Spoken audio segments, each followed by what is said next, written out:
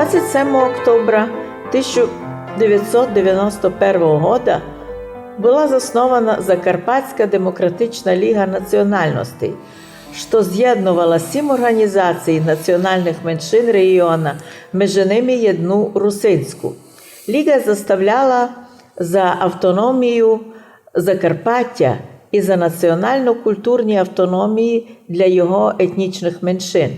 Яку роль зіграла ця організація за 30 років? Я був свідком створення цієї організації, котра зіграла велику роль в організації всіх жителів краю до активної участі у розробці планів референдуму, питань референдуму до 1 грудня 1991 року, коли 92,5% жителів краю, і тоді, котрі голосували, в основному це були русини, орієнтовно 78%, котрі проголосували за створення раніше ніколи не существувавшої юридично держави незалежна Україна. Ну а в ній, в її складі, за воссоздання статусу автономії Закарпаття бувшої республіки Подкарпатська Русь. Унікальні результати референдуму русинов за свій статус високої самоврядності тут сталися іменно при помощі Ліги національностей Закарпаття. Пару років назад цю лігу ми просили Євгена Жупана і проголосували за те, щоб він її возглавив і щоб вона функціонувала і далі. Но головне пам'ятати, що іменно Ліга національностей, 7 головних національностей історичних краю, прийняли участь у тому, що ми заявили волю свою і, реалізувавши її через референдум, то есть тот путь, котрим єдинственним відкривається воля народа, ми і вписали у законодавче поле України свою волю. Ясно, що вже 30 років половина цього рішення не визнається в Україні, але то історія розставить усе на місці. Часто в Закарпатті з часів комуністів українських, а нині то ту тему перехватили і українські націоналісти, що в Закарпатті, ну подумайте, навіть на всій Україні тільки не є національностей, як в Закарпаттю. 70, або ще кажуть, вище 70 національностей. Ми б хотіли напомнити українським комуністам і їх дітям і внукам, котрі нині такі фрази говорять. Неправда. Ніяких 70 національностей. Забудьте, у Закарпаттю жиє 7 тих національностей, котрі тут корінні, котрі організувалися в Лігу національностей. Що касається людей, прихожих сюди, пару грузинів, пару армянів, пару азербайджанців, пару казахів, пару болгарів, пару білорусів, пару литовців. Що це? Многонаціональний край? Це і називається інакше.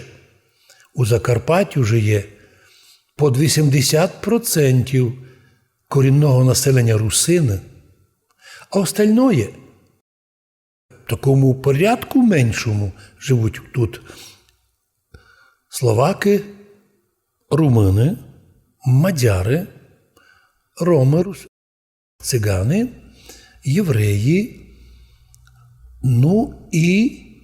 і німці. Все. А ті, котрі прийшли сюди в качестві тут жити, вони не увеличують многонаціональність цього краю. Тому що це так інакше називається. Тому просимо ми, русини, ніколи не користуватися чиновниками пустопорожньої фрази «В Закарпатті живе понад 70 національностей». Ми відповідаємо «Ні». Національностей живе много, але від 2 національностей, від 2 людей національності ми не можемо назвати многонаціональним.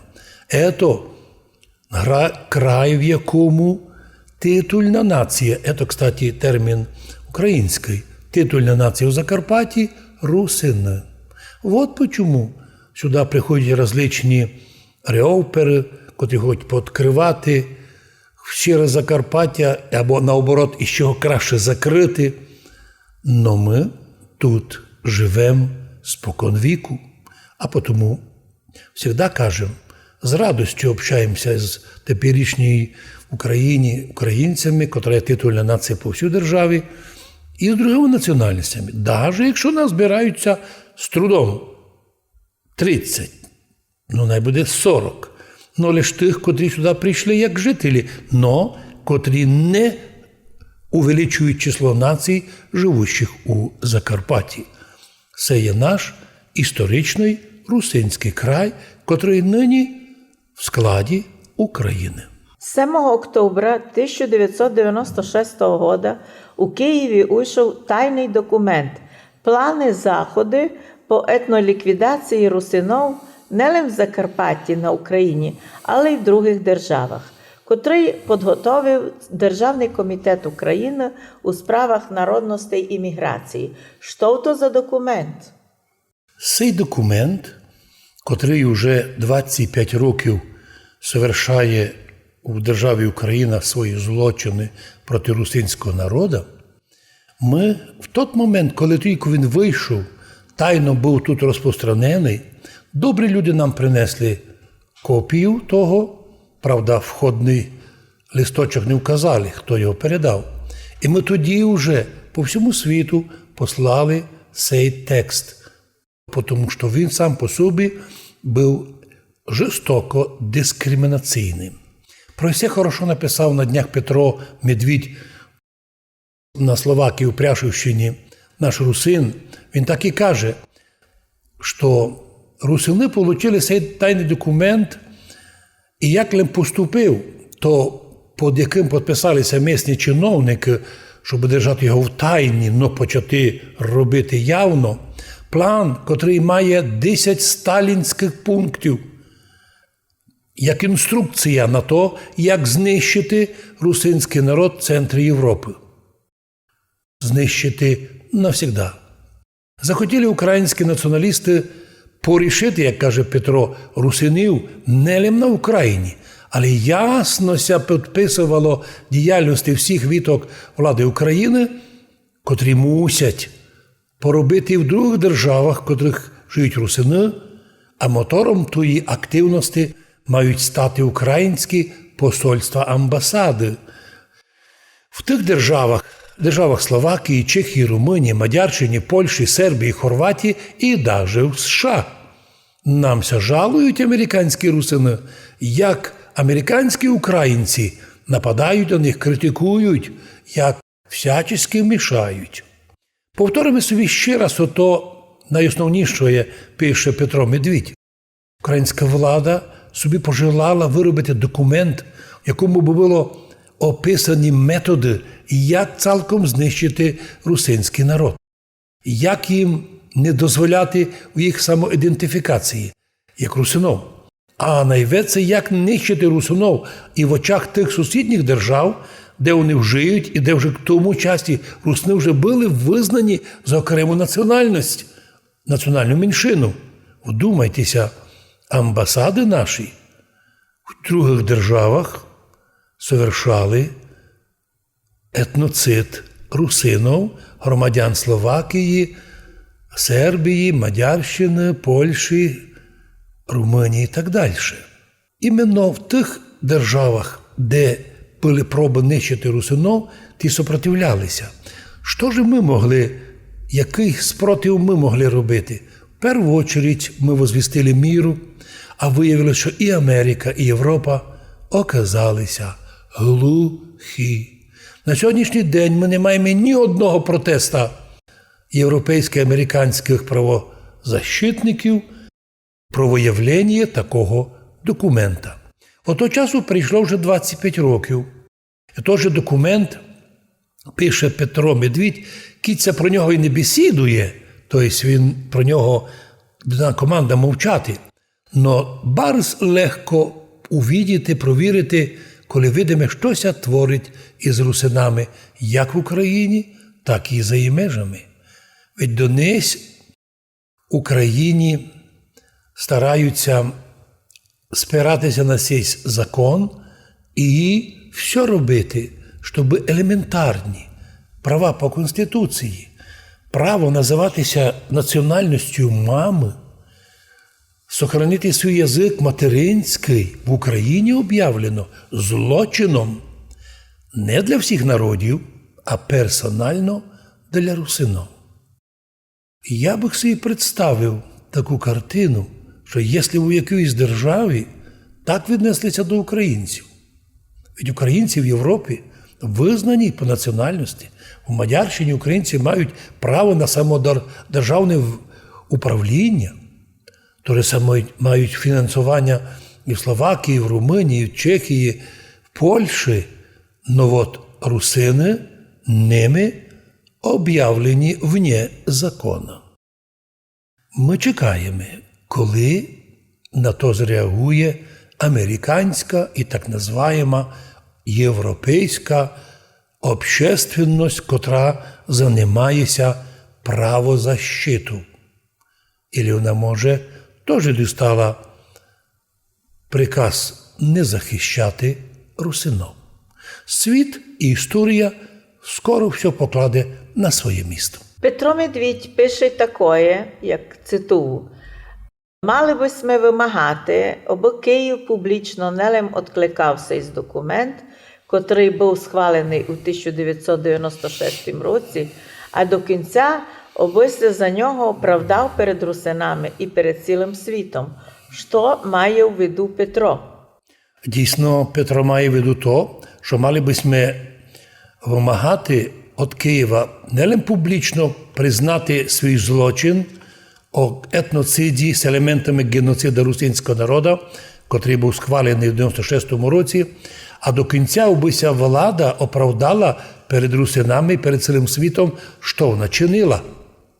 Бо много раз зверталися наші люди до українських властей, представники русинської організації на Україні, як і представники Світового конгресу русинов, котрі жадали, обращалися к Україні спеціальною декларацією і європейські конгреси подкарпатських русинов, котрі жадали, щоб русини були визнані, щоб могли прийти і на переписі голоситися за русинов, як за окремий народ, і щоб дістали свої національні права.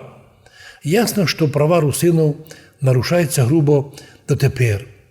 Уже 25 років ці плани, заходи діють. Іменно по цим планам заходам судили і мене. Іменно судам, прокурорам, СБУ предписано всім лідерам русинов переслідувати русинов, судити, і навіть якщо за ними не числяться ніякі заклики, дають їх в розробку, як то зробили СБУ, і на пустому місці клеїло злочин і мені, і другим русинам. Напомнимо, що такий був указ терористичного Комінтерна ще в 1925 році, коли большевики в Москві, там були многі українські комуністи, коли говорили про українізацію русинів Чехословакії. Вдумайтеся, з Москви планували українізацію русинів Чехословакії. Да яка боротьба була з українцями, котрі нині плачуть на сльози, що українців вбили, не визнавали, українську мову не визнавали. Неправда. В Закарпатті ніколи не була гонима українська мова. Навіть часи Чехословакії. Ніколи не були унижаєм. Наоборот, сама вона дозволяла собі хоч як виражатися проти русинов, проти русинського язика. Ну, а коли без нас приєднали до Радянського Союзу, до радянської України, всі русинські школи стали саме українськими, з українською мовою навчання. Точка. Просимо і депутати Верховної Ради, от Закарпаття був такий один, не обманювати общественність. Ніколи українська мова нами, русинами, не піддавалася униженню. Ми і нині нею володіємо, але і ще краще володіємо русинським язиком, материнським, своїм благодатним, ні з чим не зравненим, котрий аж присокотиме будемо мати честь і достоинство і всієї історії. Главное є, що віримо, що в ближайший час і Америка, і Європа заставлять тих чиновників, на яких лежить злочин етноцида русинов, щоб вони дали відповідь і, можливо, дуже ще в судовому порядку. Це може такое бути. Уж Америка і Європа подержує наказання для української власти до якогось певного часу. І многі так думають, що колективний Запад сознательно придержує кару за злочини, що творяться проти русинов. Обив час Х затребувати, як вони кажуть, цитую, розчленення країни за порушення прав русинов, як ото зробили в 1938 годі Гітлер і його кліка в Мюнхені і в Вені, коли закликали і розчленили, розділили Чехословацьку республіку, вивели її за право существування, за порушення прав німців і русинов-рутенов, як там споминали у Мюнхені і у Вені. Дай Петро Медвідь пише таке слово. Кожен знає, що рішити симптоми хвороти недобре, мало. Без того, щоб вирішити і удалити причину на ту болезнь. А причина тої болезні іменно цей закон, плани заходи по етноліквідації русинського народу. Аж хочемо рішити, щоб ми на Україні здобули свої права, каже Петро. Треба би добитися, щоб цей закон Київ признав злочинним, відказався від нього, його лишив сили, і тоді публічно відкликав би цей документ, котрий був схвалений, вдумайтеся, ще в 96-му році, і котримся творили злочини кожен рік, кожен день, кожен місяць, цілі 25 років.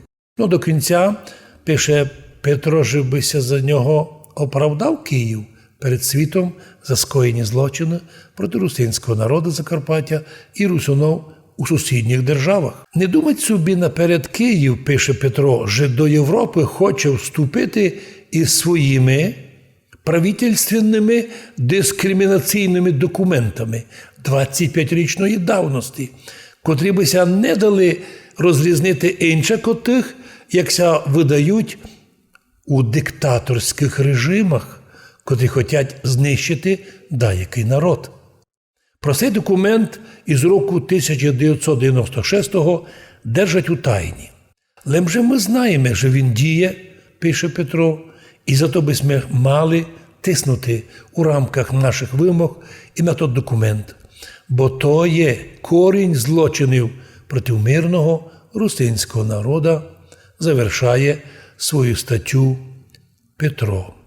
Кстати, його думка ще така, а чому би цей документ, мимо іншого, доднес не заінтересував і тих європейських демократів і прославлених правозащитників, котрі Київ видять як кандидата на членство в Унії, пише Петро, но безчесно мовчать про те, якое зло вони тянуть в Європейський Союз.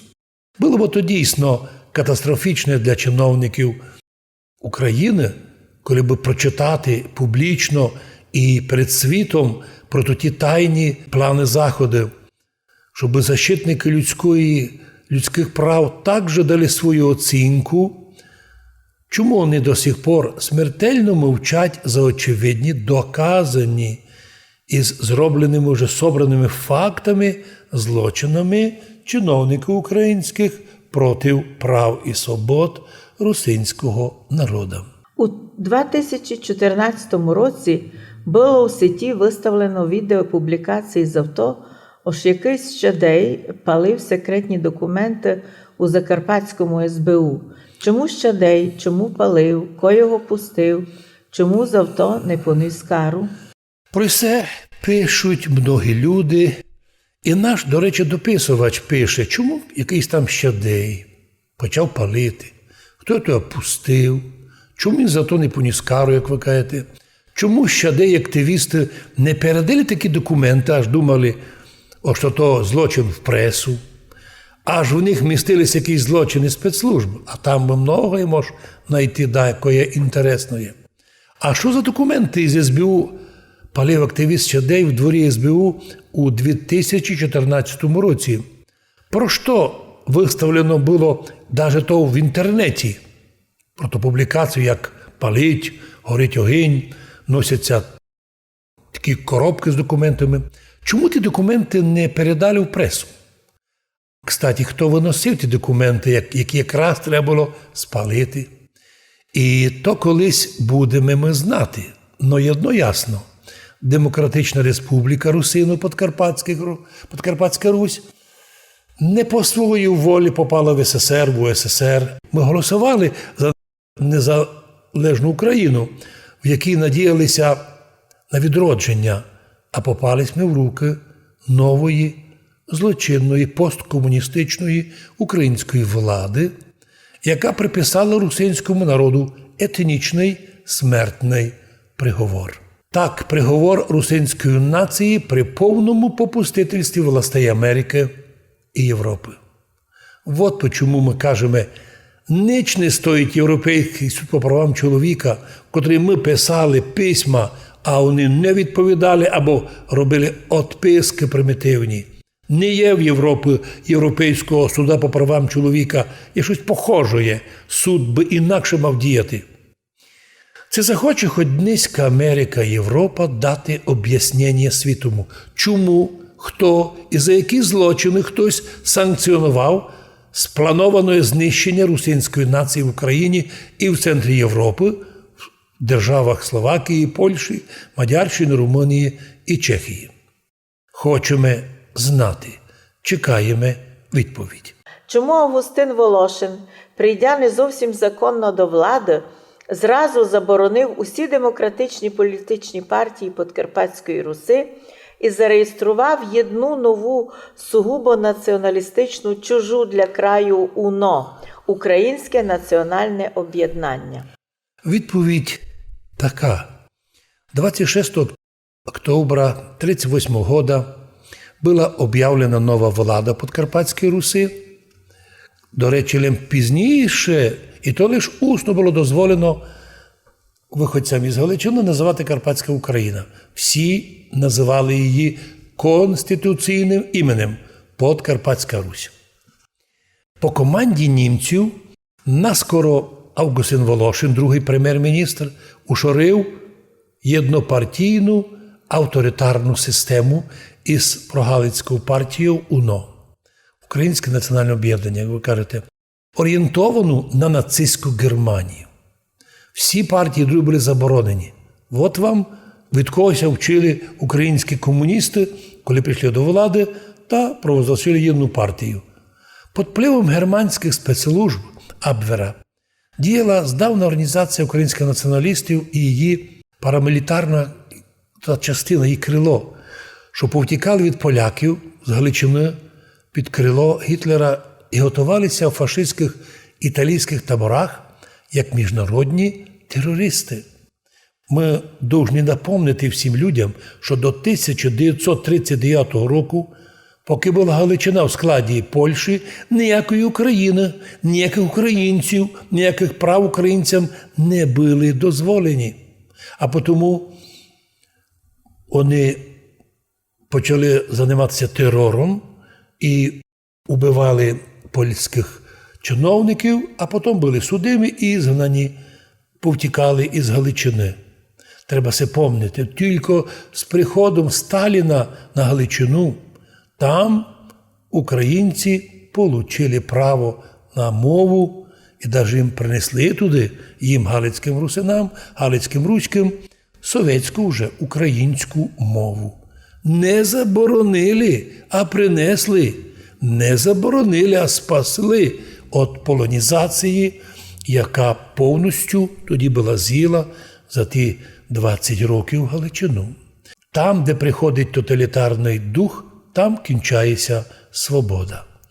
При першому прем'єр-міністрі Андрії Бродієві політичних партій десятки, при другому прем'єр-міністрі Августину Волошинові всі партії заборонені місцеві, є рекомендована німцями із Берліна УНО – Українське національне об'єднання.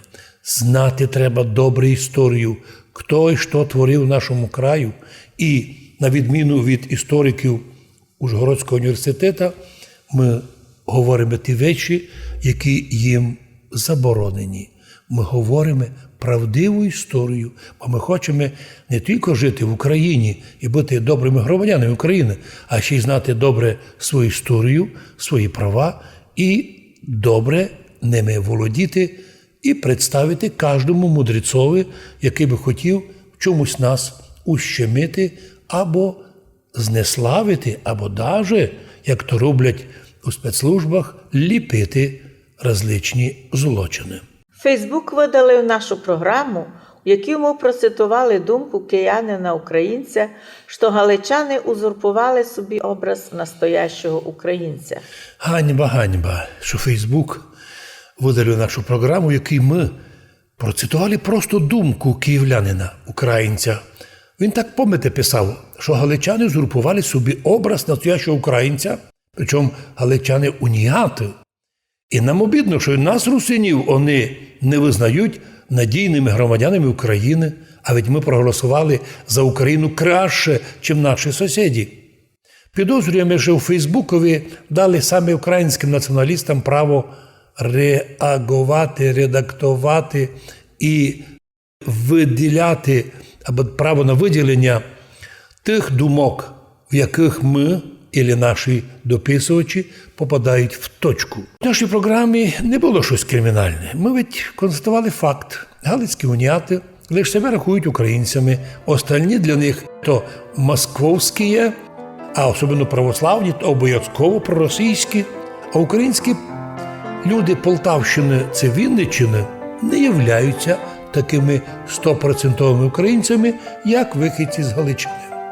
Жаль, що Фейсбук поки що демонструє ужасне неуваження до правдивих даних в історії.